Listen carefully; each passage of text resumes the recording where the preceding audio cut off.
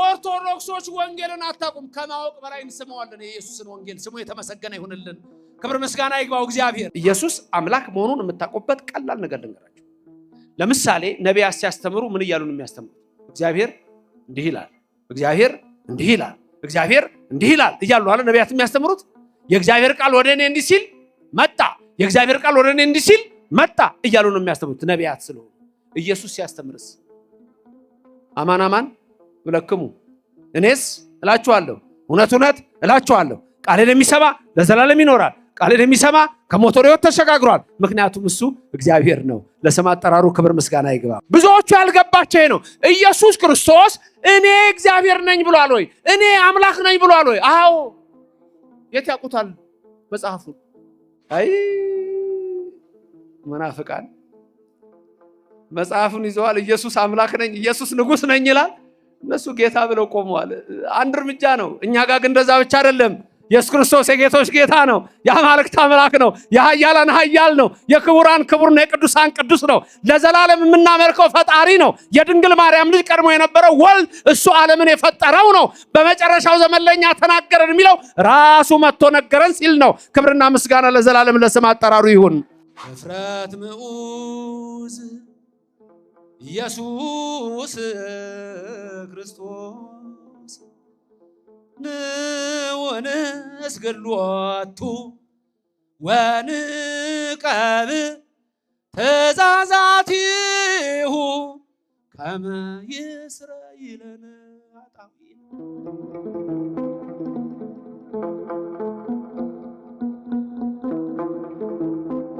በስመ አብ ወወልድ ወመንፈስ ቅዱስ አሐዱ አምላክ አሜን። የተከበራችሁ አይንተ እግዚአብሔር አበው መነኮሳት ወካህናት፣ የተከበሩ የደብራችን ጸሐፊ አይንተ እግዚአብሔር ሁላችሁ በዚህ ያላችሁ አኀው ዲያቆናት፣ የቤተ ክርስቲያን ጌጦቿ ምዕመናን፣ አባቶቼ፣ እናቶቼ፣ ወንድሞቼና እህቶቼ፣ እግዚአብሔር አምላክ የሚወዳችሁ ሕፃናት ጭምር ሰላም እግዚአብሔር ከሁላችን ጋር ይሁን። እንደምን አላችሁ? እንደምን አላችሁ? ክብርና ምስጋና ለዚህ ሰዓት ላደረሰን ለእግዚአብሔር ይሁን። የአብ ጸጋ ይደርባችሁ፣ የወልድ ቸርነት አይለያችሁ፣ የመንፈስ ቅዱስ ኅብረት አንድነት ከሁላችን ጋር ይሁን። የምንሰማውን ሁሉ የነቢያት የሐዋርያት የሊቃውንትን ጉባኤ ባረከ እግዚአብሔር የእኛንም እንዲባርክልን የእሱ ቅዱስ ፈቃድ ይደረግልን። ይህ ቃል የሚሰማችሁ ሁሉ ሐሳብ ሕሊናችሁ በሰማያት ይኑር። ያላችሁበትን ስፍራ አውቁ። የጽድቅንም ቃል ደስ የሚያሰኙ ጆሮዎች አድምጡ። በዚህም በቅጽርም ያላችሁ በተለያየ ዓለም ሆናችሁም በዚህም በሶሻል ሚዲያው ለምትከታተሉ ሁሉ የእግዚአብሔር ሰላም በእናንተ ላይ እንደ ዝናብ ይውረድላችሁ። የዚች ቅድስት ቦታ በረከት በሁላችን ላይ አድሮ ይኑር።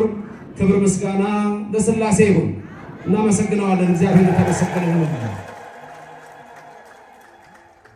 በመጨረሻ በልጁ ተናገረን የሚል ትምህርት ነው ዛሬ የማስተምረው። ስብከት አይደለም፣ ትምህርት ነው። መምህር ግሩም ቅድም ሲናገሩ በደንብ አድርጋችሁ ስሙ ተብሏል።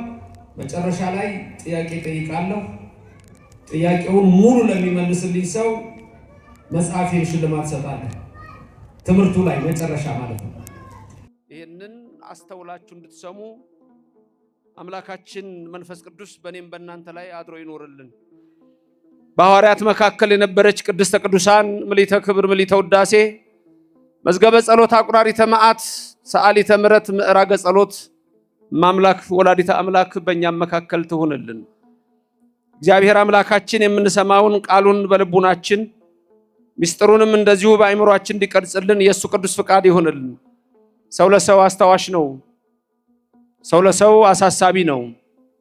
በልቡና የሚያሳድር በአእምሮ የሚቀርጽ የቃሉ ባለቤት ያው እግዚአብሔር ነውና የምትሰሙትን ሁሉ በልቡናችሁ ያስረጽላችሁ። የዕለቱ ትምህርታችን ብርሃነ ዓለም ቅዱስ ጳውሎስ ለዕብራውያን ክርስቲያኖች በጻፈው የመጀመሪያው ምዕራፍ ላይ ይሆናል። በአጠቃላይ ዕብራውያን 13 ምዕራፎች ሲኖሩት ይህ መልእክት በአብዛኛው የብሉይና የሐዲስን አንድ ላይ አስማምቶ የሚናገር መጽሐፍ ነው።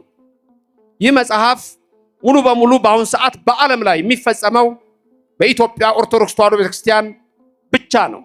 ምክንያቱም ብሉይን ከሐዲስ አስተባብራ የያዘች ቤተክርስቲያን ይህቺ ቤተክርስቲያን ብቻ በመሆኗ ነው። አንዳንዶች ድንገት እንዳደነግጡ በአውሮፓ በሌላ እምነት ይህ የዕብራውያን መልእክት ቢነበብ ሙሉ አይደለም፣ ጎዶሎ ነው። ለነሱ ሙሉ የሚሆነው በኢትዮጵያ ኦርቶዶክስ ተዋሕዶ ቤተክርስቲያን ብቻ ሲነገር ነው። እንዴት ብትሉ ለምሳሌ በ9ኛው ምዕራፍ ላይ የብሉይን አገልግሎት ከሐዲስ ኪዳን ጋራ በማጣመርና በማዋሃድ ስለ መጀመሪያይቱ መቅደስና ስለ ኋለኛይቱ መቅደስ በዝርዝር ይናገራል። ስለ ብሉይ ዘመን መስዋዕትና ስለ ሐዲስ ዘመን መስዋዕት ይናገራል። ስለዚህ ይህ ደግሞ ክብር ይግባውና በልብ መታሰቡ በቃል መነገሩ ከፍ ከፍ ይበልና በማቴዎስ ወንጌል ምዕራፍ 5 ቁጥር 17 ላይ እኔ የመጣሁት ሕግና ነቢያትን ለመሻር አይደለም ልፈጽማቸው ነው ብሎ የተናገረ የኢየሱስ ክርስቶስን ቃል ሙሉ በሙሉ የሚፈጽም ነው። ለምሳሌ በዓለም ላይ ብቸኛ የኢትዮጵያ ኦርቶዶክስ ተዋሕዶ ቤተክርስቲያን ብቻ ሰንበት ቀዳሚት ሰንበት ብላ ቅዳሜን ዕለተ ሰንበት ክርስቲያን ደግሞ በሚለው እሁድን የምታከብር እቺ ቤተክርስቲያን ብቻ ናት። በዚች ቤተክርስቲያን ያደረገን ኢየሱስ በመሰረታት መቅደስ ውስጥ ዛሬ ያቆመንና ያጸናን እርሱ የቅዱሳን አምላክ የናዝሬቱ ኢየሱስ ክርስቶስ አዶናይ ከዘላለም እስከ ዘላለም ስሙ የተመሰገነ ይሁን። ክብር ምስጋና ለስሙ ይድረሰው። ስለዚህ በዚች ብቻ ይፈጸማል። የናዝሬቱ ኢየሱስ የሚል ተጠቅም ያለው የናዝሬቱ ኢየሱስ የሚለው ራሱ ቃል ትንቢት የምታውቀው የኢትዮጵያ ኦርቶዶክስ ተዋሕዶ ቤተክርስቲያን ብቻ ነች። የትኛውንም የፕሮቴስታንት እምነት ጠይቁ፣ የትኛውንም የካቶሊክ እምነት ተከታይ ጠይቁ፣ ማንኛውንም ሰው ጠይቁ። በማቴዎስ ወንጌል ላይ ምዕራፍ 2 መጨረሻ ላይ በነቢያት ናዝራዊ ይባል ዘንድ ናዝሬት ገብቶ ኖረ የሚል ቃል አለ። በነቢያት እንደተነገረ ናዝሬት ገብቶ በዛ ኖረ የሚል ቃል አለ። በየትኛው ነብይ ነው የተነገረው የሚለውን አንድም ከኦርቶዶክስ ውጪ ይሄን ሊያመጣላችሁ አይችልም። ሂዱና ጠይቁ። ያልኩት ገብቷችኋል? በነቢያት ናዝራዊ ይባል ዘንድ ናዝሬት ገብቶ ኖረ ይላል አይደለም? ንገሩኝ። በነቢያት ናዝሬት ገብቶ ኖረ ናዝራዊ ይባላል ተብሎ የተጻፈው ተፈጸመ። ይሄን ሂዱና የት ጋር የተጻፈው ብላችሁ ጠይቁ። እሱን ያመጣላችሁ ሰው ካለ እኔ እቀጣለሁ። ተሐድሶ በለው፣ ፕሮቴስታንት በለው፣ መናፍቅ በለው፣ ሌላም ስም ስጠው። የትኛው ጋር ነው ነቢያት የተናገሩት? ብዙ ጊዜ የናዝሬቱ ኢየሱስ የሚለውን ቃል ይጠቀማሉ አይደል? የት ጋር ነው እንደዛ የተባለው የሚለውን ጠይቆ መልስ ካገኛችሁ እኔ እቀጣለሁ። ማንም አይነግርህም። ለምን አልነግርህም? ማንም አይነግርህም። በቅድስት ኦርቶዶክስ ተዋሕዶ ቤተክርስቲያን ብቻ ነው በትርጓሜ በሚስጥር እየተነገረ የሚነገረው። አሁንም በዚች እምነት ውስጥ ያደረገን እግዚአብሔር ስሙ የተመሰገነ ይሁንልን። ክብር ምስጋና ይግባው። መልካም ትምህርታችን ዕብራውያን ምዕራፍ 1 ቁጥር 1 እና ቁጥር 2 ነው። አለቀ ትምህርታችን። መጽሐፉ ምንድነው? ዕብራውያን መጽሐፉ ምንድነው? ወደ ዕብራውያን ምዕራፍ ስንት ነው? ምዕራፍ 1 ቁጥር ስንት ነው? 1 እና 2 ብቻ። እችለች ትምህርታችን። መጽሐፉ ምንድነው? ዕብራውያን ምዕራፉ ስንት ነው? 1 ምንማራት ቁጥር ስንትና ቁጥር ስንት ነች? 1 እና 2 አለቀ። ቃሉን አነበዋለሁ። እግዚአብሔር መንፈስ ቅዱስ በእኔም በእናንተ ላይ ይደር። እንዲህ ይላል። ከጥንት ጀምሮ እግዚአብሔር፣ ልብ በሉ፣ ከጥንት ጀምሮ እግዚአብሔር በብዙ አይነትና በብዙ ጎዳና ለአባቶቻችን በነቢያት ተናገረ። ወይም ተናግሮ ብሎ ይቀጥላል። መልካም ተናገረ። በብዙ ነገር ወበብዙ መክፈልት አይዳአ እግዚአብሔር ለአበዊነ በነቢያቲሁ እምትካት ይላል በግዕዝ። እኔ ቀጥላችሁ ድገሙት። ከጥንት ጀምሮ እግዚአብሔር በብዙ አይነትና በብዙ ጎዳና ለአባቶቻችን በነቢያት ተናገረ። ይሄ አንዱ ቁጥር ነው። ቁጥር 2 ደግሞ ይቀጥላል። ተናግሮ ብሎ አማርኛው ያመጣና እንዲህ ይላል። ሁሉን ወራሽ ባደረገው ደግሞም ዓለማትን በፈጠረበት በልጁ በዚህ ዘመን መጨረሻ ለእኛ ተናገረን። ትምህርታችን ምንድነው? በመጨረሻ በልጁ ተናገረን የሚል ነው ኃይለ ቃላችን። ይሄ ነው ቁጥር 2 ላይ። እሱንም ላስብላችሁ፣ ተናገሩ። ሁሉን ወራሽ ባደረገው ደግሞም ዓለማትን በፈጠረበት በልጁ በዚህ ዘመን መጨረሻ ለእኛ ተናገረን። ይሄ ነው ትምህርታችን። አሁን እዚህ ውስጥ የምነግራችሁ ወሳኝ በተለይ አራት ነገሮች አሉ። በዚህ ትምህርት ውስጥ የምነግራችሁ አራት ትምህርት ነው የምንማማረው ብለናል። ዝግጁ ናችሁላችሁ? ቦናችሁ ክፍት ነው? አይምሯችሁ ክፍት ነው? እሺ። መቼም በዚህ ሰዓት የሚያንቀላፋ የለም፣ ሁሉም ይሰማል። እሁድ ነው ትንሽ የሚያስቸግረው፣ ጠዋት ላይ እንቅልፍ የሚያስቸግረው፣ ሌሊት መጥቶ ለማስቀደስ ለነዚህ ነው። አንድ እናት ወንድ ልጅ አላት። ልጁ የ6 ዓመት ነው። አብራው እንዳታቆመው ከአያቱ ጋር ይቁም ብላ አያቱን ሚዛን ሄደች ቤተክርስቲያን። ከዛ አያቱን ሚዛ ሄዳለች። ከዛ ልጁን አስጠንቅቀዋለች። አያትየው ትንሽ ቁጭ ካሉ እንቅልፍ ነው ይዟቸው የሚሄዱ እና አደራ አባባ እንዳይተኛ ልክ ሊያንቀላፋ ሲል ቀስቅሰው ብላችሁ። እሷ በሴቶች ነው የምትቀመጠው። ስለዚህ እንደዚህ ተቀምጦ ታያለች። ስታይ እሷ በደንብ አድርጋ ነግረዋለች። ስትወጣ 1 ብር እሰጥሃለሁ፣ ስለዚህ ጠብቅ አያትህን። ምንም ችግር የለም ማየ፣ 1 ብር ደግሞ አግኝቼ ነው እንዲያል። ከዛ ትምህርት እየሰጠ እሳቸው እንዲህ ይላሉ፣ ይሰግዳሉ። ከዛ ቀስቅስ ትለዋለች። ልጁ ጸጥ።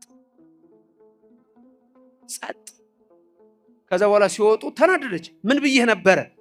ቀስቅሰው አላልኩም ወይ ብለሽ ነበረ? 1 ብር እሰጥሃለሁ አላልክም? እሱ 2 ብር እሰጥሃለሁ አለኝ። ስለዚህ አሁን በቃ ሁላችሁም ዝግጁ ናችሁ ለመስማት? መልካም። መጽሐፉ ምንድን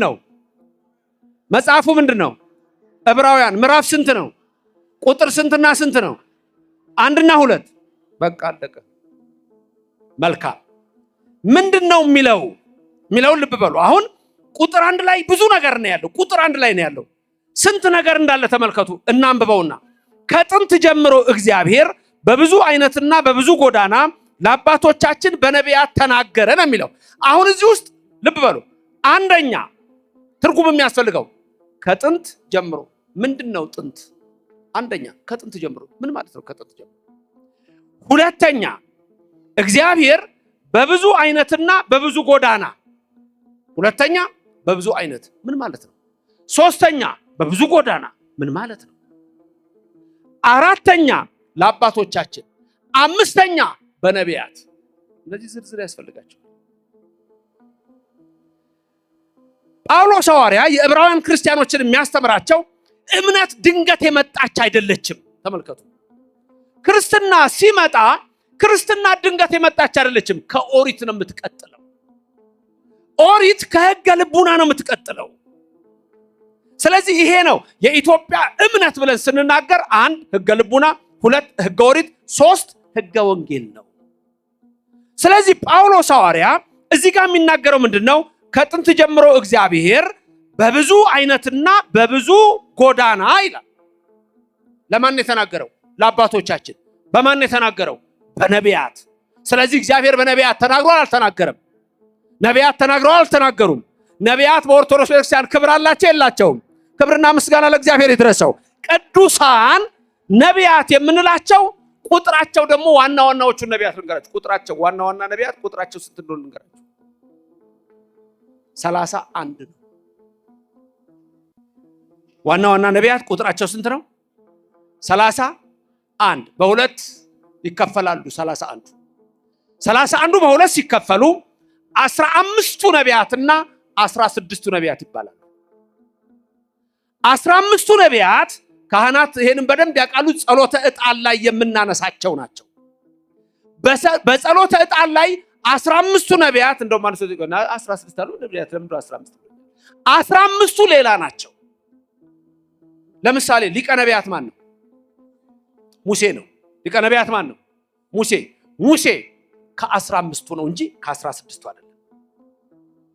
ኤልያስ በቴስቢ ዘገለዓድ የነበረው ኤልያስ ነቢይ ኤልያስ ቁጥሩ ከ16ቱ አይደለም።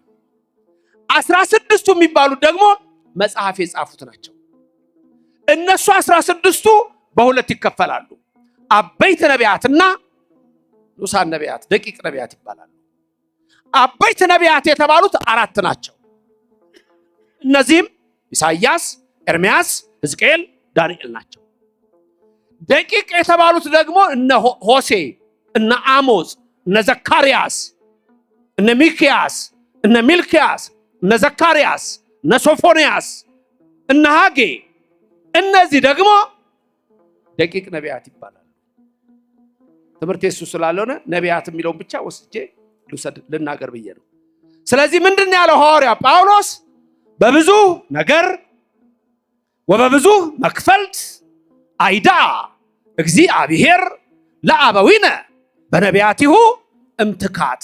ስለዚህ እምትካት የሚለው ጥንት የተባለው ምንድን ነው? በነቢያት የተናገረው ስትሉ 5500 ዘመን ቀድሞ።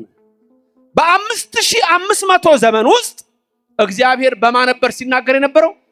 በነቢያት ይናገር ነበር። በነቢያት አድሮ ይናገር የነበረው እግዚአብሔር በኋላ ደግሞ ምን አለ? በመጨረሻ ዘመን በልጁ ተናገረን ይላል።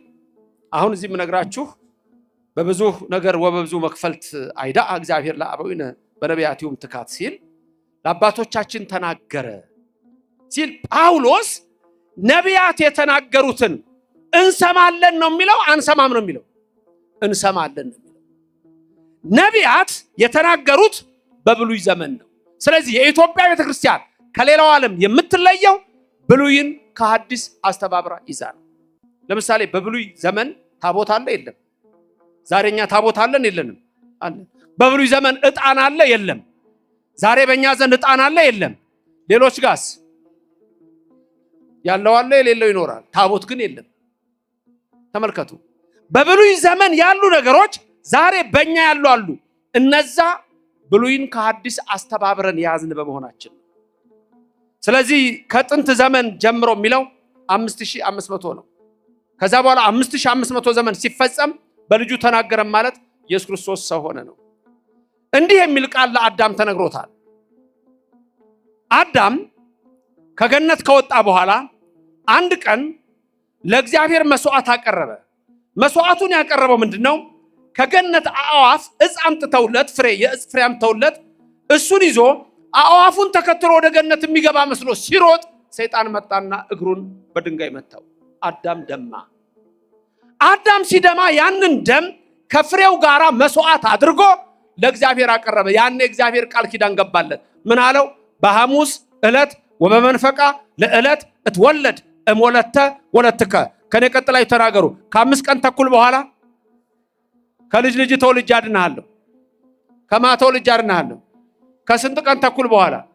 5 ቀን ተኩል የተባለው 5 ቀን ተኩል አለም። ልጅ ልጅ የተባለው ወዳዊ ልጅ አይደለም። አዳም ሴትን ወልዷል፣ ሴት ሄኖስን ወልዷል። እሱ አይደለም። የልጅ ልጅ የተባለችው ድንግል ማርያም ናት። 5 ቀን ተኩል የተባለው ደግሞ 5500 ዘመን ነው። ከዛ 5500 ዘመን ወደ የትኛው ያደላል? ወደ 6 አይደል? ሉቃስ 1:19 ላይ በ6ኛው ወር መልአኩ ገብርኤል ከእግዚአብሔር ዘንድ ተላከ። የተላከውም ወደ አንዲት ድንግል ነው። የድንግሊቱም ስም ማርያም ነበረ ይላል። የኔና የናንተ እናት እመብርሃን ለስም አጠራሯ ክብር ምስጋና ይግባል። ወደ እሷ ተላከ ይላል። ተመልከቱ፣ ወደ እሷ ተላከ። በስንተኛው ወር? በ6ኛው። በ6ኛው ወር ማለት በ6ኛው ሺህ ማለት 5500 በ6ኛው ሺህ። ስለዚህ እምትካት የሚለው ከጥንት ጀምሮ የሚለው በብሉይ ዘመን ነቢያት ተናገሩ። በአዲስ ኪዳን መጽሐፍ የሚጽፍ ነቢይ አይነሳም፣ የለም። አሁን አንዳንድ ሰዎች ነቢይ ምናምን ይነጋገራሉ። በአዲስ ኪዳን ነቢያት የሚል ስም ሊኖር ይችል ይሆናል። መጽሐፍ የሚጽፍ ነቢይ ግን የለም። ትንቢት ተነግሮ አልቋል። ይወለዳል፣ ይጸነሳል። ቀድሞ ለመወለድ ጥንቱ መጸነስ ነው። ተጸነሰ፣ ከዛ ተወለደ፣ ከዛ ተጠመቀ። ለተጠመቀ ጥንቱ ተወለደ ነው። ተሰቀለ። ይሄ ሁሉ ትንቢት እንደገና ይመጣል፣ አልቋል። ተነግሮ ትንቢት ተነግሯል። ስለዚህ ነቢያት የተባሉት ጥንት ተናግረው ጽፈው አልፈዋል። 5500 ዘመን የሚለው እሱ ነው። ከዛ በኋላ ምን ይላል? በብዙ መክፈልት በብዙ ነገር እግዚአብሔር ለአባቶቻችን ተናገረ ብሎ ሲያመጣ 5500 ዘመን እስኪፈጸም እግዚአብሔር በነቢያት አድሮ ለአባቶቻችን ተናገረ ይላል። በብዙ ነገር ወበብዙ መክፈልት። በብዙ ነገር ማለት በ10ቱ ትእዛዛት፣ ወበብዙ መክፈልት ማለት ወነበቦ ያለው ምን አልኩኝ? በብዙ ነገር ስንቱ ትእዛዛት? 10ቱ። ወበብዙ መክፈልት በብዙ አይነትና ጎዳና አለ ያለው አይነት 10ቱ ትእዛዛት፣ ጎዳና ወነበቦ ያለው ምን ማለት ነው? ይሄ ህግ በሁለት ይከፈላል። ህግ በሁለት ይከፈላል። 10ቱ ትእዛዛትና ሌላ 572 በላይ የሆኑ ህግጋት አሉ በብሉይ ዘመን። 10ቱ ትእዛዛት የምታውቋቸው ናቸው። ኦሪት ዘጸአት ምዕራፍ 20 ላይ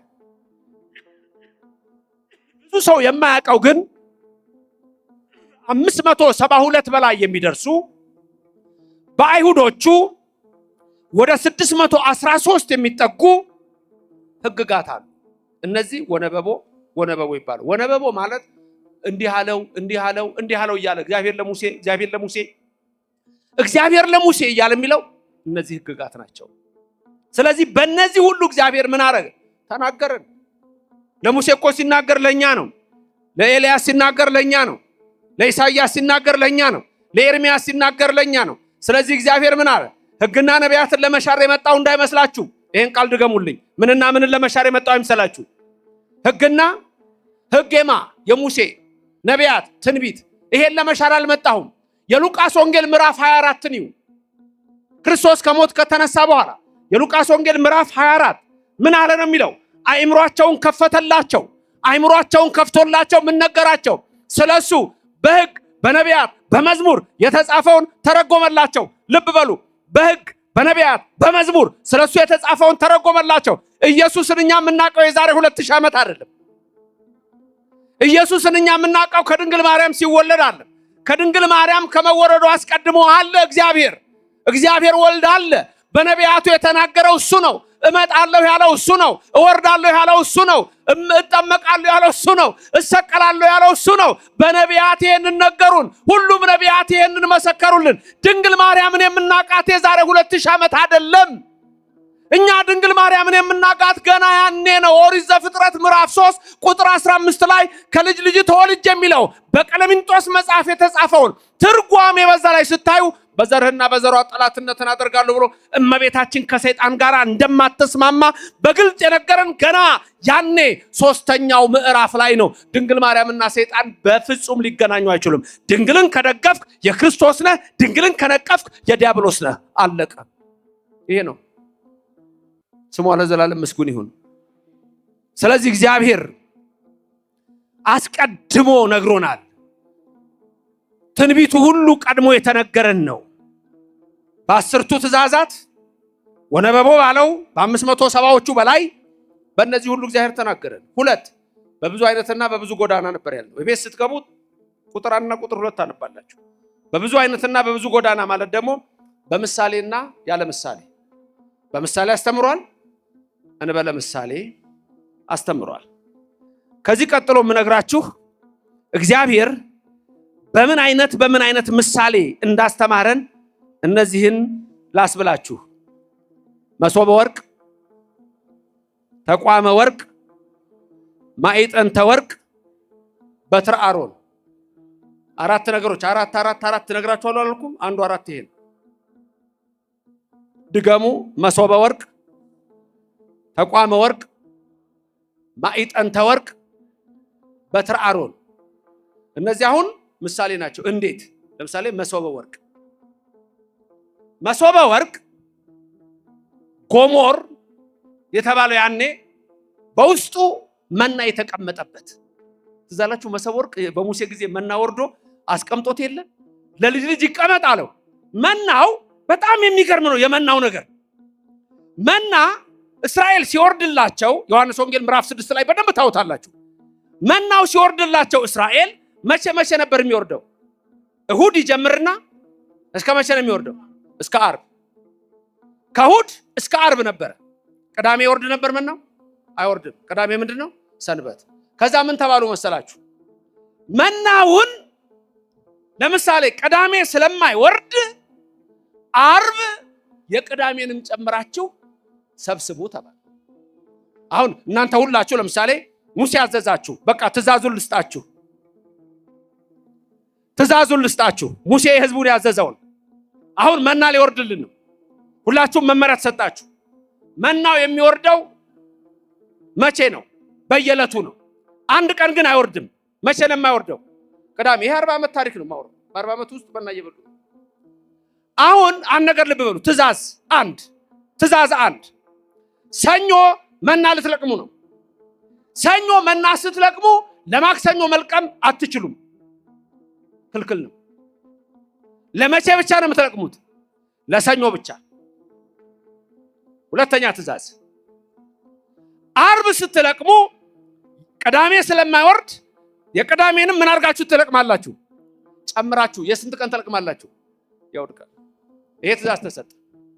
ሰኞ መና ወረደ፣ ልትለቅሙ ወጣችሁ። የስንት ቀን ነው የምትለቅሙት? የአንድ ቀን አይደል? አንዳንድ ሰዎች ምን አሉ መሰላችሁ? በሉትና ጣፈጣቸውና እንደማር ስለነበረ ነገ ባይወርድስ ለነገ ምን ሰብስብ አሉ። ስስታም ትውልድ አለ። ለነገ ምን ሰብስብ አሉ። ሙሴ ግን ምንድን ያለው? ለአንድ ቀን ብቻ አይደለም ትእዛዙ? ለነገስ ይቻላል? መቼ ነው የሚቻለው? ለነገ አንድ ቀን ብቻ። መቼ? ዓርብ ብቻ። አሁን ምን አደረጉ? አንዳንድ እስራኤላውያን ነገ መናው ባይወርድስ አሉና የሰኞን ሰበሰቡና ለነገ ብለው አስቀመጡት። ጠዋት ተልቷል። አያችሁ? ጠዋት ተልቷል። ማክሰኞ ዕለትም ለሮብ ብለው የለቀሙ ነበሩ። ሮብ ጠዋት ሊከፍቱት ሲያው ምን ሆኗል? ተበላሽቷል፣ ተልቷል። ዓርብ ቀን ደግሞ የመቼንም ጨምራችሁ ልቀሙ ተብሏል፣ የቅዳሜን። ስለዚህ ዓርብ ስንት ነው የምትለቅሙት? የስንት ቀን? የሁለት ቀን ለቀሙ። አሁን ሰኞ ቀን የለቀሙት ጠዋት ምን ሆኖ ነበር? ተልቶ ነበር። ዓርብ ቀን የለቀሙት ግን ቅዳሜ ጠዋት ሲከፍቱት ምንም አልሆነም፣ ትኩስ ነው። የእግዚአብሔር ትእዛዝ እንዲህ ነው። እግዚአብሔር መሸወድ አይቻልም። ክብርና ምስጋና ለዘላለም ለስሙ ይድረሰው። አንዳንድ ሰዎች ይሄ ነው በህይወታችሁ ሁሉ ነው፣ በቃ በህይወታችሁ ሁሉ ነው። አንዳንድ ሰው እግዚአብሔር የሚሸውድ ይመስለው። አንድ ሰውዬ ስለተሳለ ስለቱን መሰላችሁ? ይሄን ካደረክልኝ ሰንጋዬን በሬን ሸጬ ስለትህን አገባለሁ አለ። ስለቱ ደረሰ፣ ጨነቀዋ። አንዳንድ ሰው እኮ ሲናገር መጠንቀቅ አለበት። መክብብ የሚናገር ይሄን ነው። 5 ላይ ተጠንቀቅ፣ ወደ መቅደስ ስትገባ እግሮችንም ጠብቅ፣ አንደበትንም ከልክል። ዝም ብለህ አትናገር። ከተናገርክ ግን ምን አድርገው? ፈጽመው። ሰውየው ሰንጋን የተሳለው ሰንጋዬን ሸጬ ነው ያለው። ሰንጋውን ስለቱ ደረሰ፣ ገበያ ይዞ ወጣ ሊሸጥ። ከሰንጋው ጋር አብሮ ደግሞ ዶሮ ይዟል። ሰዎች መጥተው ስንት ነው ሰንጋው ሲሉት 1000 ብር። 1000 ብር እንካ። አይ ብቻውን አይሸጥም። ከማን ጋር ነው የሚሸጠው? ከዶሮዋ ጋር። በዚህ አይነትማ ዶሮ 50 ሳንቲም ነች። አይ ዶሮዋ እንኳን ውድ ነች። ስንት ነች? 100 ሺህ ናት። ቀልደኛ ትቶት ሄደ። ሌላ ሰው መጣ። ዶሮዋ ስንት ናት አለው። 100 ሺህ። ዶሮ? አዎ 100 ሺህ። ይሄ ሰንጋ 1000። በቃ ሰንጋው ሽጥልኝ። ለብቻ አይሸጥ። አንድ ሰው መጣና ዋጋው እኮ አንድ ነው፣ ቀያየረ። 101 ሺህ ብር ከፍሎት ገዛ። መጣ። አምላኬ ሰንጋዬን ስንት እንደሸጥኩ አይተሃል? አባታችን ስለት ነበረኝ፣ ይኸው 1000 ብር። ይቻላል እንደዚህ? ቶቶ ያለው እሱ ደግሞ የባሰበት ነው። ቶቶ ሚካኤል አለ። በሬው እኮ ጠፍቶ 3 ቀኑ ነው። የለም 3 ቀን አስፈልገው የለም። መጣና ቅዱስ ሚካኤል ብሎ ስለተሳለ ወጣ ሲል በሬው ቆሟል። ሚካኤል ሚካኤል ቶቶ አግኝቼዋለሁ። አይ ሽወዳ አይሰራ። እግዚአብሔር ቤት ሽወዳ አይደለም። እዛ ቀበሌ ነው ሽወዳ፣ እዚህ አይሰራም። መናውን ተመልከቱ። ለነገ አትልቀሙ ተባለ፣ አትልቀሙ። አለቀ በቃ። ትእዛዝ ነው። ትእዛዝ እንድንሰማ ያድርገን እግዚአብሔር። ከዛ ምን ሆነ መሰላችሁ? እንዲህ የሆነው መና በመሰብ ወርቅ ተደርጎ እንዲቀመጥ ተደረገ። በመቅደስ ውስጥ መናው ተደርጎ ተሰፍሮ በመሰብ ወርቅ ውስጥ ተቀምጦ ለልጅ ልጅ ሁሉ ሲቀመጥ አልተበላሸም፣ አልተለወጠም። አልተቀየረም። እጅግ የሚገርም ነው። ስለዚህ በብዙ ነገር ወበብዙ መክፈልት አይዳ እግዚአብሔር ለአበዊነ በነቢያቲሁም ትካት በብዙ ነገር ተናገረ ሲል አንዱ ምንድነው አለን? መሶበ ወርቅ፣ 2 ማዕጠንተ ወርቅ፣ 3 በትረ አሮን። እንዲህ እያልን የምንዘረዝራቸው እነዚህ ተቋመ ወርቅ 4 ሚስጥር አላቸው። ከዛ ውስጥ አሁን የወሰድነው ምንድነው? መሶበ ወርቅ። መሶበ ወርቅ ማለት መሶብ ታውቃላችሁ አይደል? መሶቧ የምንድነች ማለት ነው? የወርቅ የስፌት አይደለም፣ የሰበዝ አይደለም፣ የአለላ አይደለም። የምንድነች መሶበ ወርቋ? የወርቅ ነች። ውስጧ ደግሞ ምን አለባት? መና። ዮሐንስ ወንጌል 6 ስታነቡ መናው ማን ነው? ኢየሱስ ክርስቶስ። ለስም አጠራሩ ክብር ምስጋና ይግባው። መናው ማን ነው? መናው ማን ነው? ንገሩኝ ስሙን። መናው ማን ነው? ኢየሱስ ክርስቶስ። ያቺስ የወርቅ መሶብ ማን ነች? እመቤታችን። በቃ እኛ እንዲህ ነን። ኦርቶዶክስ ማለት ይሄ ነው። ክብርና ምስጋና ለእግዚአብሔር ይድረሰው፣ ስሙ የተመሰገነ ይሁንልን። ታዲያ ይሄን ቃል ይሄ የተጻፈ ነው፣ ሙሴ የጻፈው ነው። ይሄ ቃል አሁን ሁሉ ጊዜኛ ቅዳሴ ሲገባ አንድ ቀን አይቀርም፣ አንድ ቀን አይቀርም። ሁሌ ነው የሚባለው። ዲያቆን አለን አንቲውቱን የሚያዘኝ ሁሌ የምንለው እኮ ነው፣ ሁሌ የምንለው ይሄ። አሁን ቅዳሴ ሲገባ አሁን አንድ ዲያቆን መጥቶ ካለ ቢያስታውሳችሁ ታውቁታላችሁ። አንቲውቱ መሶበ ወርቅ እያልን አስታውሳችሁ ቅዳሴ ታስቀድሳላችሁ። እሁድ የሚያስቀድስ እስቲ ምልክት ይስጠኝ። እሁድ የሚያስቀድስ እሁድ የሚያስቀድስ። እሺ የማያስቀድስ ቢቀደስ ባይቀደስ ምን አገባኝ? ብዙዎቻችሁ እንደዛ ትመስላላችሁ።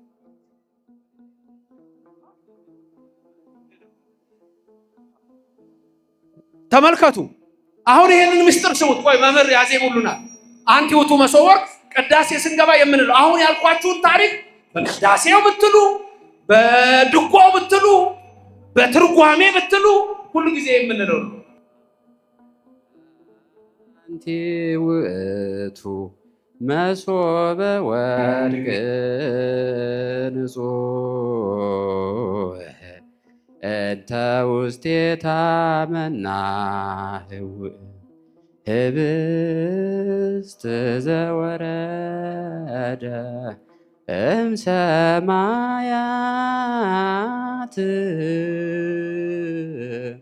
ወሀብ የህይወት ለኩሉ ዓለም። እግዚአብሔር ያክብርልን። እናመሰግናለን። ስለዚህ ለሙሴ የተነገረው የተዋህዶ ምስጢር ነው። እመቤታችንን ሁሉም አይተዋታል። እመቤታችን ልጇ እንደምትወልድ ሁሉም አይተዋል። አንዳንድ ሰዎች ስለ ማርያም እስቲ የተጻፈ የት ጋር ነው የሚገኘው ይላሉ። በጠቅላላ በምሳሌ የተጻፈች ነች እመቤታችን። ለዚህ ነው አባ ሕርያቆስ በመኑ በአምሳለ መኑና አስተማሰለኪ፣ በምንና በምን ምሳሌ እንመስልሻለን ማርያም ይላል። በእያንዳንዱ ነገር ላይ እመቤታችን አለች። ዕፀ ጳጦስ የእመቤታችን ምሳሌ ናት። ነበልባሉ ደግሞ የመለኮት ምሳሌ ነው። ስለዚህ በእያንዳንዱ ነገር ላይ ይሄንን ምስጢር ታያላችሁ። ሁለተኛ የምታዩት በአምሳለ ጸምር ወጠል ነው። ይሄ ደግሞ ለጌዴዎን ነው። በአምሳለ ጸምር ወጠል ማለት ለጌዴዎን ነው። ጌዴዎን ጸምር ዘረጋ። ከዛ በኋላ ዝናብ ዘነበ። ጸምሩ ላይ ብቻ ሆነ፣ ሌላ ቦታ ዝናብ አልወረደም። ይሄ ምስጢር ነው። ብዙ ሴቶች አሉ፣ ግን እግዚአብሔር የመረጠው አንዲት ድንግል ብቻ ነው። እግዚአብሔር ከሰማይ ሆኖ ተመለከተ ይላል። መመልከት ብቻ አይደለም አሸተተ ይላል። እንዳንቺ ያለ አላገኘምና ማርያም። ስለዚህ ገብርኤልን ወደ አንቺ ላከው፣ የሚወደው ልጁ ካንቺ ይወለዳል ተባለ። ክብርና ምስጋና ለእግዚአብሔር ይድረሰው። ስለዚህ እያንዳንዱ ምስጢር በእያንዳንዱ ነገር ውስጥ የጌታ ሰው መሆኑ ምስጢር ነው የሚነገረው። ሰው የሆነው ደግሞ ከእመቤታችን ከድንግል ማርያም ነው። ከዛ ይቀጥላል። በአምሳለ እብን ቅውም የሚለው የዳንኤል ነው። ምዕራፍ 2 ላይ ትመለከቱታላችሁ። ምዕራፍ 2 ላይ ዳንኤልን ትመለከታላችሁ። ከዛ በአምሳለ ብእሲ መካህ የሚለው ደግሞ የኢሳይያስ 63 ነው። የተመካ አንድ ልብሱ በደም የተረጨ ሲወጣ አየሁት ይላል። ይሄ እንግዲህ ስለ ኢየሱስ ክርስቶስ ነው። የመጨረሻውም በአምሳለ አንበሳ መፍርህ የሚለው ደግሞ እሱ ደግሞ እንደዚሁ ለእዝራ የተገለጸ ነው። በእያንዳንዱ ነገር ላይ የምትመለከቱት የክርስቶስ ምስጢር ይሄ ነው። አሁንም ይሄን ሁሉ ቃል የተነጋገርነው ምን ላይ ነው ካላችሁኝ፣ ዕብራውያን ምዕራፍ 1 ቁጥር 1 ላይ ነው። ይሄ ሁሉ ነገር ያለው እዛ ላይ ነው። ምዕራፍ 1 ቁጥር 1 ከጥንት ጀምሮ እግዚአብሔር በብዙ አይነትና በብዙ ጎዳና ለአባቶቻችን በነቢያት ተናገረ ያልነው ነው። ስለዚህ እግዚአብሔር ዝም ያለበት ዘመን የለም። እግዚአብሔር ሁሌም ይናገራል፣ ነግሮናል። በነቢያት የነገረንን እንቀበላለን፣ በወንጌል የነገረንን እንቀበላለን። ሁሉን ወራሽ ባደረገበት ደግሞ ዓለማትን በፈጠረበት በልጁ በዚህ ዘመን መጨረሻ ለኛ ተናገረን የሚለው ደግሞ የዘመኑ መጨረሻ የተባለው 5500 ዘመን ነው። የዲያብሎስ አገዛዝ የጠፋበት ዘመን ነው። ስለዚህ ጳውሎስ ሐዋርያ በሌላ ስፍራ ላይ በገላትያ ምዕራፍ 4 ቁጥር 4 ላይ እንዲህ የሚል ቃል ይናገራል።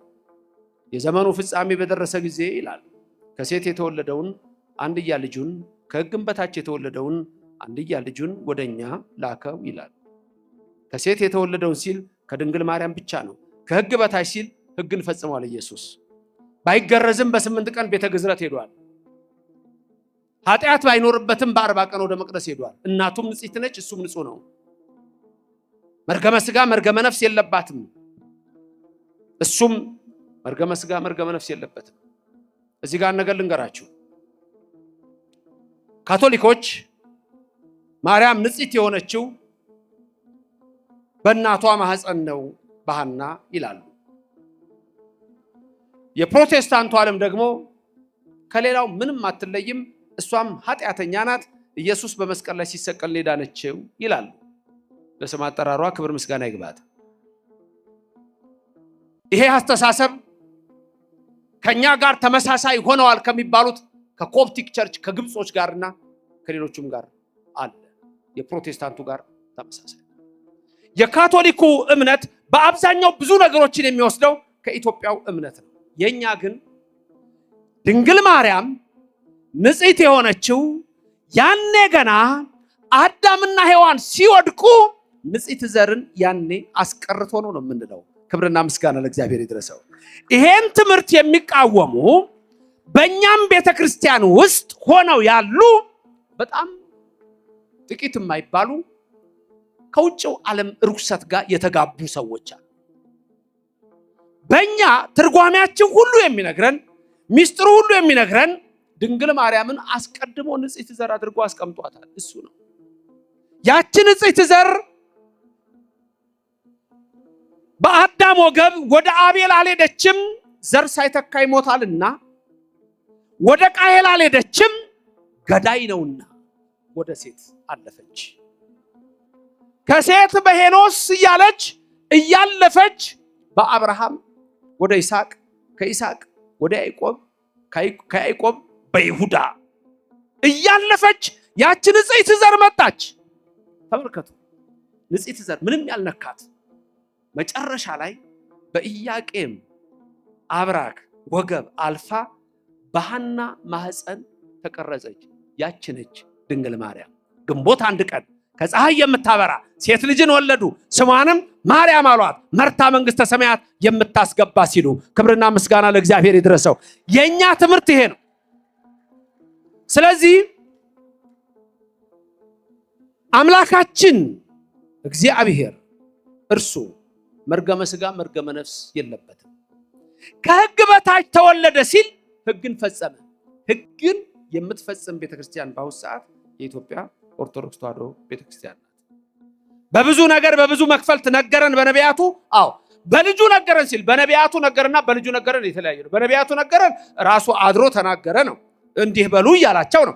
በልጁ ነገረን ማለት ግን ህልው ሆኖ ነው፣ ከዛ ጋር ግንኙነት የለም። ለምሳሌ ኢየሱስ ክርስቶስ ሲያስተምር አምላክ መሆኑን የምታውቁበት ቀላል ነገር ልንገራችሁ። ኢየሱስ አምላክ መሆኑን የምታውቁበት ቀላል ነገር ልንገራችሁ። ለምሳሌ ነቢያት ሲያስተምሩ ምን እያሉ ነው የሚያስተምሩት? እግዚአብሔር እንዲህ ይላል፣ እግዚአብሔር እንዲህ ይላል፣ እግዚአብሔር እንዲህ ይላል እያሉ አለ ነቢያት የሚያስተምሩት። የእግዚአብሔር ቃል ወደ እኔ እንዲህ ሲል መጣ፣ የእግዚአብሔር ቃል ወደ እኔ እንዲህ ሲል መጣ እያሉ ነው የሚያስተምሩት ነቢያት ስለሆኑ።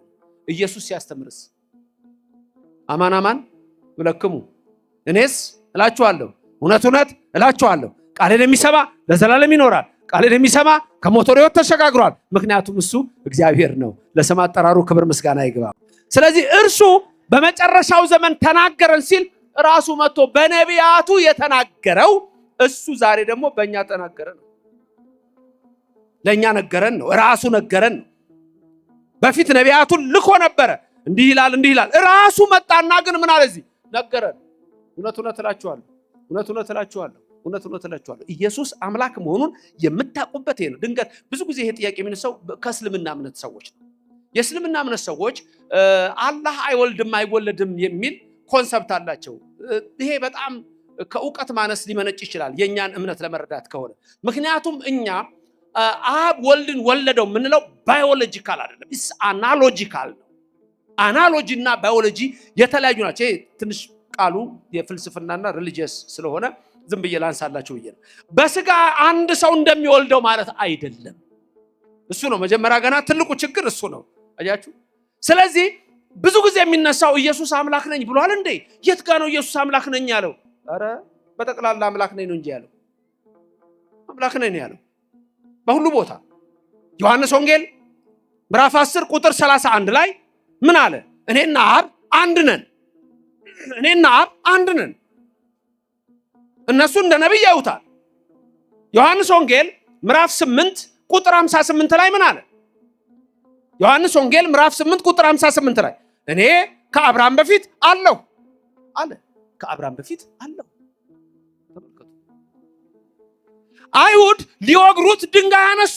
እንደውም አንዳንዶች ምን አሉ? አንተ ገና 50 ዓመት ያልሞላ አብርሃምን አይተሃል እንዴ አሉት። እንደውም ልንገራችሁ አብርሃም የኔን ቀን ያይ ዘንድ ተመኘ አላቸው። ክብርና ምስጋና ለእግዚአብሔር ይድረሰው። ኢየሱስ የአብርሃም አምላክ ነው።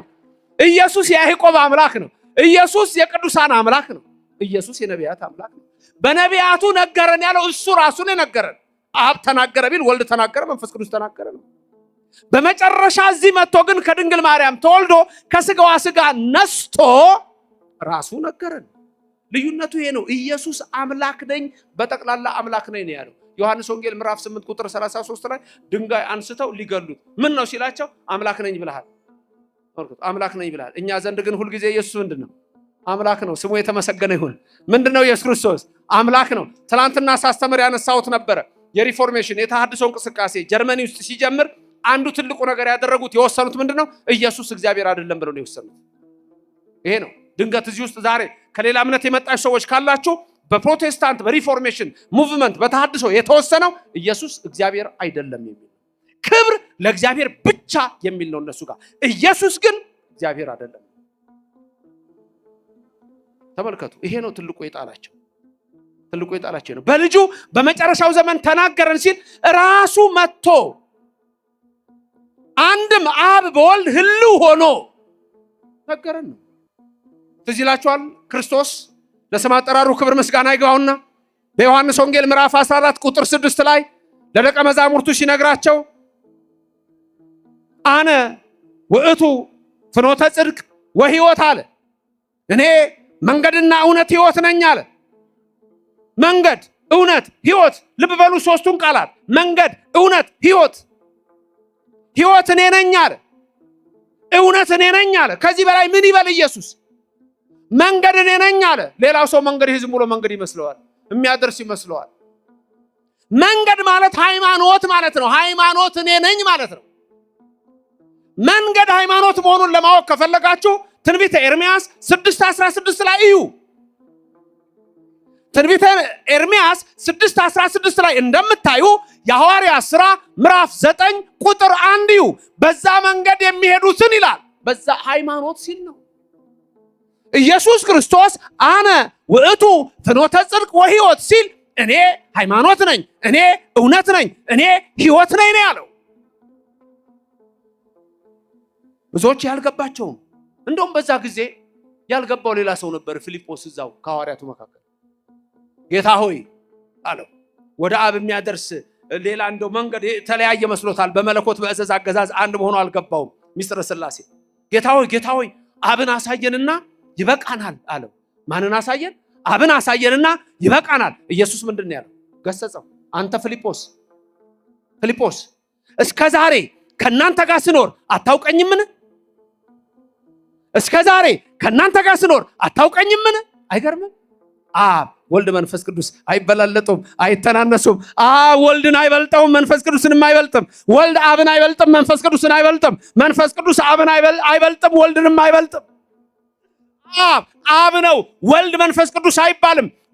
ወልድ ነው፣ አብ መንፈስ ቅዱስ አይባልም። መንፈስ ቅዱስ ነው። አብ ወልድ አይባልም። ለምን? በስም ሶስት። ክብር ምስጋና ይግባው እግዚአብሔር። አብ እግዚአብሔር ነው፣ ወልድ እግዚአብሔር ነው፣ መንፈስ ቅዱስ እግዚአብሔር ነው። ሶስት እግዚአብሔር አይባልም። ስንት እግዚአብሔር? አብ ሁሉን ቻይ ነው፣ ወልድ ሁሉን ቻይ ነው፣ መንፈስ ቅዱስ ሁሉን ቻይ ነው። ሶስት ሁሉን ቻዮች አይባልም። ስንት ሁሉን ቻይ? አንድ። አብ ፈጣሪ ነው፣ ወልድ ፈጣሪ ነው፣ መንፈስ ቅዱስ ፈጣሪ ነው። ሶስት ፈጣሪዎች አይባልም። ስንት ፈጣሪ? አንድ ፈጣሪ በመፍጠር አንድ ነው። ይሄ ነው እኮ ምስጢረ ሥላሴ። ብዙዎቹ ያልገባቸው ይሄ ነው። ኢየሱስ ክርስቶስ እኔ እግዚአብሔር ነኝ ብሏል ወይ? እኔ አምላክ ነኝ ብሏል ወይ? አዎ። የት ያውቁታል? መጽሐፉን የት ያውቁታል? ኦርቶዶክሶች አይናችን ንግለጥ አላወቁትም። ኢየሱስ ክርስቶስ እኔ ብዙ ቦታ የምናገረው የንጉሥ ፋሲል ታሪክ አለ። ብዙ ቦታ ወራዋለሁ። ብዙ ሰዎች መጽሐፍ ቅዱስ ይዘዋል። እዛ ውስጥ ኢየሱስ የሚናገረውን ግን አያውቁ። ተሸክመዋል እንደሚያነብሰው ውስጥ ያለው ድንገት 8 ጥቅስ ከዛች ውስጥ የሚፈልጓትን አጼ ፋሲል የሆኑትን ነግራችሁ የለም? ሌላ ቦታ ስናገር ሰምታችሁት ይሆናል። አደን ወጡ። የጎንደሩ ንጉሥ፣ የኢትዮጵያው ንጉሥ። ያኔ ዋና ከተማ ጎንደር ነው። የ17 ሴንቸሪ ነው። ንጉሱ አደን ወጡና አብለው እኮ ባለሟላሉ ንጉሱ። ከዛ በኋላ ብሶ ተከትሏቸው ነው አደን ሄዱት። አንዱን ወጣት ዝሆን ውርዘው ነገ ይላል። ሌላም እንደው ተከትለው አንዱን ጎሽ ሲሄዱ መንገድ ጠፍቶ ከባለሟሎቻቸው ጋር ተለያዩ። ንጉሱ ጫካ ውስጥ በደንበኛ ጥቁላቸው ላይ ተቀምጠዋል። ጎንደር ቤተ መንግስት ጠፋቸው። ራሱ ንጉሱ የት ነው መንገዱ አሉ። ግራ ገባቸው። ባለሟሎቻቸው የሉ። እዛ ጫካ ውስጥ አንድ ሰውዬ ጌሾ ተሸክሞ ይሄዳል። አንተ ሰው እንዴት ዋልኩ አሉት። እግዚአብሔር ይመስገን፣ አንተስ እንዴት ውለሃል? ደህና ነኝ። የጎንደር እንደ ወደ ቤተ መንግስት መንገዱን ታውቀዋለህ? አሳምሬ በላሳየኛ ጌሾዬን ለማትቼ እከፍልሃለሁ። ከከፈልከኝ ምን ቸገረኝ? በልና ምራኝ። አንተ በቅሎ ላይ ቁጭ ብለን በግሬ እና ፈናጠኛ ና ተፈናጠጥ ከንጉሱ ጋር። ይሄ እውነተኛ ታሪክ ነው። አንድ የወለጋ ተወላጅ በጥንት ስሙ ነገሩ ነው፣ በክርስትና ስሙ ነው። አዲስ አበባ ዩኒቨርሲቲ ያሳተመው መጽሐፍ ላይ ነው ይሄን ታሪክ ያገኘው። በኋላ በቅሎ ላይ ቁጭ ብሎ ከንጉሱ ጋር ከንጉሱ ጋር ተቀምጦ በዚህ ሂድ አንተ ሰውዬ፣ ኧረ አይሰማም ነኝ፣ በዚህ ሂድ ይላል ንጉሱ። አሁን በዛ ዘመን አስቡ። ከዛ በኋላ እየመራ ወደ ከተማ ሲደርሱ ንጉሱን ታውቃቸዋለህ አሉት። ከኋላ እኮ ተፈናጧል ቁጭ ብሏል። ንጉሱን ታውቃቸዋለህ? ደግሞ ከንጉሱ ማን አድርሶኝ? በቃ ከተማ ስንገባ ታውቃቸዋለህ። አቤት ዛሬ አንተ ምን አይነት ሰው ነህ? እባክህ ታድዬ ንጉሱን አያለው ዛሬ። አዎ ታያለህ፣ አሳየህ። ወደ ከተማ ደረሱ። ወደ ከተማ ሲደርሱ ግማሹ ተደንቋል። እንዲህ እጁን እንትኑን እያነጠፈ ይሰግዳል። ግማሹ ደግሞ ገርሞታል፣ አይናገር። ዛሬ ጃንሆይ ማንን ያፈናጠጡት? የሆነ ገበሬ ከኋላ ቁጭ ብሏል። ሰው ገርሞታል። ይሄኛው ደግሞ በሊድ በዚህ ጋር ነዳ ደርሰናል አሁን ይላል። ሰው እንዲህ ይላል። አሁን አንተ ሰው አሉት። አቤት አለ። ንጉሱን አያቸው አሉ። የት አሉ? የት አሉ? እንዴ ሰው የሚያደርገውን አታይም እንዴ? ሲያዩን እንዲህ ያልጥፋል። አሁን ሳወቅ አለ። እንግዲያውማ ወይ ካንተ ወይ ከኔ ወይ ካንተ ወይ ከኔ። አሁን ከንጉሱ ጋር ነው ያለው ይሄ ሰውዬ። ተመልከቱ። አይ መናፍቃን መጽሐፉን ይዘዋል። ኢየሱስ አምላክ ነኝ፣ ኢየሱስ ንጉስ ነኝ ይላል። እነሱ ጌታ ብለው ቆመዋል። አንድ እርምጃ ነው። እኛ ጋር ግን እንደዛ ብቻ አይደለም። ኢየሱስ ክርስቶስ የጌቶች ጌታ ነው። የአማልክት አምላክ ነው። የኃያላን ኃያል ነው። የክቡራን ክቡር ነው። የቅዱሳን ቅዱስ ነው። ለዘላለም የምናመልከው ፈጣሪ ነው። የድንግል ማርያም ልጅ ቀድሞ የነበረው ወልድ፣ እሱ ዓለምን የፈጠረው ነው። በመጨረሻው ዘመን ለኛ ተናገረን የሚለው ራሱ መጥቶ ነገረን ሲል ነው። ክብርና ምስጋና ለዘላለም ለስም አጠራሩ ይሁን። ስለዚህ በዚች ቤተክርስቲያን ውስጥ በዚች እምነት ውስጥ ሕገ ልቡና ከሕገ ኦሪት፣ ሕገ ኦሪት ከሕገ ወንጌል ተዋህዶ ያለባት ናት። ግና ነቢያትን ለመሻር የመጣው እንዳይመስላችሁ። ከዚህ በላይ ምን ይበል ኢየሱስ ክርስቶስ። ስለዚህ እናንተ ኦርቶዶክስ ክርስቲያኖች ክርስቶስ በመሰረታት እምነት ውስጥ ነው ያላችሁ። ክርስቶስን የምትመስሉ እናንተ ናችሁ። በ40 ቀናችሁ መቅደስ የምትመጡ፣ በ80 ቀናችሁ መቅደስ የምትመጡ እናንተ ናችሁ። ሌላው እንደየእድሜው ሊመጣ ይችላል። በዚህ ቤተክርስቲያን ታቦተ ጽዮን በዚህ ውስጥ ይዘናት የምንኖረው ያ ገና ያኔ ለሙሴ የሰጠው እግዚአብሔር ስለሆነ ለዘላለም አንዳንድ ሰዎች አይገባቸው። ምክንያቱም አውሮፓ ይሄ የለውም። አውሮፓ ያመነው የዛሬ 2000 ዓመት ነው። ካመነም ክርስቲያን ተብሎ ከተጠራም የዛሬ 2000 ዓመት ነው። ከዛ በፊት ያለውን አያውቅም። ኢትዮጵያ በሁሉ ስፍራ መስዋዕት ይቀርብባት ነበር። በሰሜን ብትሉ፣ በደቡብ፣ በምስራቅ ብትሉ፣ በምዕራብ ኢትዮጵያ መስዋዕት ይቀርብባት ነበር ለእግዚአብሔር። እግዚአብሔርን አምና ለዘላለም የኖረች ሀገር እቺ ናት። ዛሬም እኛ ልጆቿ ይሄን ካወቅን በእምነታችን ጸንተን ከቆምን እግዚአብሔር አምላክ ድንቅ ነገሩን ያደርግልናል። የዛሬን አይደለም ማየት ያለብን። ልክ ነው፣ ዛሬ ኑሮ ከብዷል። ዛሬ ብዙ ነገሮች አሉ። ይህ ሰዓት የመጨረሻው ሰዓት ነው። የሚጸኑትን ሰዎች ግን የሚያበረታ እግዚአብሔር አለ። ወደ ኖህ መርከብ እያገባ እንደሚያሻግረን እናምናለን። እግዚአብሔር ታላቅ አምላክ ነው። እግዚአብሔር ድንቅ አምላክ ነው። ልበ አምላክ ዳዊት ይናገራል። በልዎ ለእግዚአብሔር ግሩም ግብርከ ይላል። እግዚአብሔርን እንዲህ በሉት፣ ስራ ግሩም ነው የሚሉት፣ ስራ ግሩም ነህ በሉት። አዎ ስራ ግሩም ነው በሉት። አዎ እግዚአብሔር ስራው ግሩም ነው። ግሩም የሆነውን ነገር ያደርጋል። ድንቅ ነገር በካም ምድር የአሞናውያን በደነገጡበት፣ የሞዓብ ነገስታት በተንቀጠቀጡበት እግዚአብሔር አምላክ በአፍንጫው እስትንፋስ ወጭን ከፍሎ እስራኤልን አሻግሮ ፈርዖንን ያሰጠመ ዛሬም እኛን አይተወንም። የቅዱሳን አምላክ እግዚአብሔር ለስም አጠራሩ ክብር ምስጋና ይግባው። በመጨረሻ በልጁ ዘመን በልጁ ተናገረን።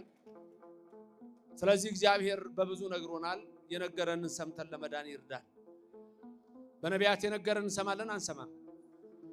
ትንቢት በዚህ ቤተክርስቲያን ይነገራል አይነገርም? ይነገራል። ቅዳሴ ላይ ስንት መጻሕፍት ይነበባሉ? ቅዳሴው እንዳለ ተውና መጽሐፍ ቅዱስ ተከፍቶ ስንት መጽሐፍት ይነበባል? 4። በጣም ጥሩ 4። የመጀመሪያው በዜማ ነው የሚባለው፣ ምስባክ ዲያቆኑ የሚለው ምስባኩ ከየት ነው የሚወጣው? እሱ ከብሉይ ከመዝሙረ ዳዊት ነው። ከዛ ቀጥሎ ደግሞ ከየት ይነበባል? ከ14ቱ መልእክታት ከጳውሎስ ሲነበብ ራሱ ፊቱ ወዴት መዞር እንዳለበት አለ። ወዴት እንደሚዞር አይታችሁ ከሆነ የመጀመሪያው ዲያቆን ሲያነብ ፊቱ ወደ ምዕራብ አድርጎ ነው። ከዛ ቀጥሎ ያለው ደግሞ እንዲዞሮ ያነባል። ከዛ ቄሱ ደግሞ ሲመጣ ወዲህ ዞሮ ያነባል። ወንጌል ሲነበብ ደግሞ ወዴት ይነበባል? ወደዚህ ይነበባል። አንዳንድ ሰዎች ክርስቶስ ጋር የደረሱ ይመስላቸዋል መሰለኝ። ሕግ ይለውጣሉ። ወንጌል ወደ ምስራቅ ሲያነቡ ብዙ ሰዎች አይቻሉ። ይሄ በተለይ በትልልቅ ደረጃ ላሉ አባቶች ነው። የክርስቶስን ሕግ ማንም መለወጥ አይችልም። ከተጻፈው አትለፍ ነው። መጠንቀቅ ያስፈልጋል። የጳውሎስ ይነበባል። ከጳውሎስ ቀጥሎ ደግሞ የሌሎች መልእክታት ይነበባል። ከዛ መጨረሻ ምን ይነበባል? ወንጌል ይነበባል። መጀመሪያ ጳውሎስ፣ ቀጥሎ መልእክት፣ ቀጥሎ ግብረ ሐዋርያት፣ ቀጥሎ ዳዊት መዝሙር፣ ቀጥሎ ወንጌል። በዚህ ልጨርስ። ነቢያትን ከወንጌል አዋህዳ ያዘች ቤተክርስቲያን። በዚህ ልጨርስ። ምስባክ ስንት ጊዜ ነው የሚባለው? መጀመሪያ ዲያቆኑ አንዴ ይላል አይደል? አንዴ ይልና ከዛ እናንተ ደግሞ ተቀጥላችሁ ስንት ትላላችሁ? አንዴ። ስንት ሆነ? 2። ከዛ ቀጥሎ ዲያቆኑ ይደግማል ምስባኩ። ስንተኛ ሆነ? 3። ከዛ እናንተ ትላላችሁ ስንት ሆነ? 4። ከዛ ዲያቆኑ ይጀምራል። እናንተስ አብራችሁ ነው የምትሉት ወይስ ለየብቻ ነው? አብሮ። ስንት ይመጣል? 5። እሺ ዲያቆን መጀመሪያ ስንት? 1። እናንተስ? 2። ቀጥሎ ስንት? 3። ቀጥሎ 4። ከዛ አልተደረበም እንዴ? አብራችሁ ትንሽ ትርፍ የላትም እንዴ? ተደርባችኋል? አልተደረባችሁ? ተደርባችሁ አይደለም? ይሄ ምስጢሩ መሰላችሁ? የዘመኑ ፍጻሜ በደረሰ ጊዜ ወይም ደግሞ ቅድም እንዳየነው በብዙ ነገር ወበብዙ መክፈልት አይዳ እግዚአብሔር ለአበዊነ በነቢያቲሁ እምትካት። ከጥንት ጀምሮ ይሄ 5500 ዘመኑን በምስባኩ ልክ ምስባኩ ሲያልቅ ተደርቧል። ያልኳችሁ ምንድነው? 5500 መሆኑ ነው። እያንዳንዱ ነገር ሚስጥር ነው በኢትዮጵያ ቤተክርስቲያን። ኧረ በዚች ቤተክርስቲያን ያደረገን እግዚአብሔር ዘላለም ስሙ የተመሰገነ ይሁን። ዘላለም ስሙ የተመሰገነ ይሁን። ከዛ ደርባችሁ ስትሉ 5500 ዘመን ወንጌሉ ከዛ በኋላ ነው የሚመጣው። ዲያቆኑ ይሄን ይልና ሃሌሉያ ቁሙ አጽሙ ይላል። በመጨከን ቆማችሁ ስሙ ይልና ይገባና መብራት የያዘው ዲያቆን አለ። ከዛ ከፊት እንደውም ጸልዩ በእንተ ወንጌል ሲል እየሄደ ነው የሚለው። ቆሞ አይደለም የሚለው። ቆሞ አይደለም የሚለው እየሄደ ነው። ጸልዩ በእንተ ወንጌል ብሎ መጥቶ መስማት የሚሰብከው የ5500 ዘመን ጉዞ ነው። የዮሐንስ መጥምቅ ቀድሞ መምጣት ነው። ከዛ በኋላ ቄሱ ወንጌሉን ይዞ ይወጣል። ወንጌሉን ግልጽ አድርጎ ይወጣና ከዛ በኋላ ያነባል። ከ5500 ዘመን በኋላ ኢየሱስ ተገለጠ። ክብርና ምስጋና ለእግዚአብሔር ይድረሰው። ያ ኃያል አምላክ መጣ ማለት ነው። እያንዳንዱ የምናደርገው ነገር ምስጢር አለው። ስሙ የተመሰገነ። ከዛስ ወንጌሉን እናደርገዋለን። ከተነበበ በኋላ ምንድነው ምናደርገዋለን? አንሳለመው። ወንጌል የሚሳለም ዓለም ላይ አለ። ከኢትዮጵያ ኦርቶዶክስ ተዋሕዶ ክርስቲያን ውጪ ወንጌል የሚሳለም ዓለም ላይ አለ። ወንጌልን የሚያውቅስ አለ። ክብር ምስጋና ይግባው በዚህ ቤተክርስቲያን ያደረገን እግዚአብሔር። ተመልከቱ፣ ኦርቶዶክሶች ወንጌልን አታውቁም። ከማወቅ በላይ እንሰማዋለን የኢየሱስን ወንጌል። ስሙ የተመሰገነ ይሁንልን። ክብር ምስጋና ይግባው እግዚአብሔር። ስለዚህ ይሄ ነው እምነት፣ ይሄ ነው ተዋህዶ፣ እችናት ክርስትና። አንተ ልዩ ነህ፣ አንቺ ልዩ ነሽ። ልዩ ያደረጋችሁ ልዩ የሆነው ኢየሱስ ነው። ለስም አጠራሩ ክብር ምስጋና ይግባው። እኛ ስንጠራው ራሱ ትናንትና ሳስተምር ነበረ። ታምረ ኢየሱስ ሊነበብ ሲል ገና ስንጠራው ኢየሱስ ክርስቶስ ጥዑመ ስም ለዘይጼዎ፣ ጥዑመ ስም የሚጣፍጥ ስም፣ ኢየሱስ የሚጣፍጥ ስም፣ መዓዛ ያለው ስም፣ ልዩ ስም፣ ከስም በላይ የሆነ ስም። እንዲህ ነው የምናውቀው እኛ ኢየሱስን። ዝም ብሎ ኢየሱስ ጌታ ነው መፈክር አይደለም። እኛ ጋር ኢየሱስ ክርስቶስ ማን እንደሆነ ጭምር ሰማይን የፈጠረ ምድርን የዘረጋ የድንግል ማርያም ልጅ እሱ ለስም አጠራሩ ክብር ምስጋና ይግባው። እንዲህ ነው የምናውቀው። ወንጌሉን እየሳምን ነው የምናውቀው። ሌላው የት ያውቀዋል? የት ይገባዋል? ታዲያ ስናውቀው ደግሞ አብሯን ነገር አለ።